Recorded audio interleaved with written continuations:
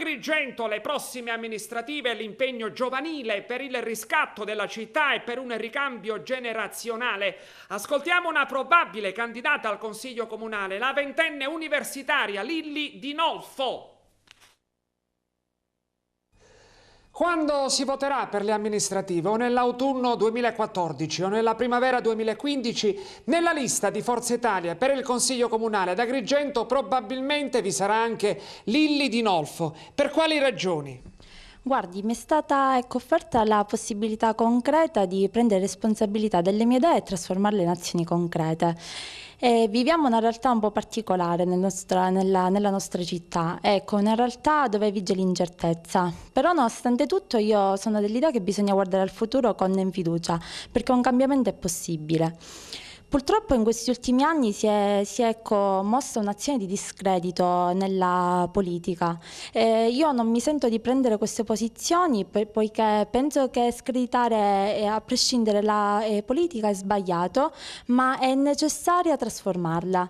I cittadini di Agrigento per molti anni sono stati testimoni di una politica fallimentare, di un'amministrazione comunale fallimentare che ha bloccato lo sviluppo di questa città in più settori, da quello turistico a quello commerciale, a quello culturale e sociale.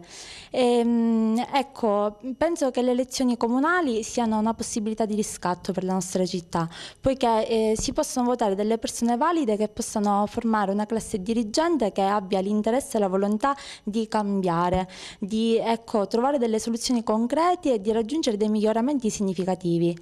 La nostra città ha tante potenzialità, tra cui quella di avere tanti giovani come me che hanno un grandissimo spirito di critica, e penso che proprio questo atteggiamento di indignazione e di consapevolezza di quali problemi stanno inabissando la nostra città si possa arrivare ad un cambiamento che possa essere reale e di raggiungere delle soluzioni che possano essere concrete.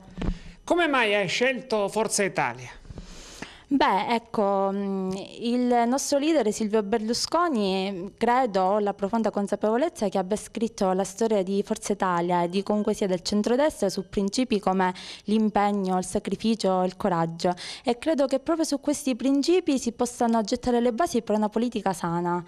Il mio impegno politico, più che politico, lo intendo come impegno nel sociale, perché credo che ogni atto speso a favore del prossimo, a favore, facendo parte di associazioni di volontariato, ad esempio, come faccio io, e qualsiasi atto speso a favore dell'interesse comune, del bene comune, è un atto che fa politica, quindi su questo mi impegno sempre da molti anni.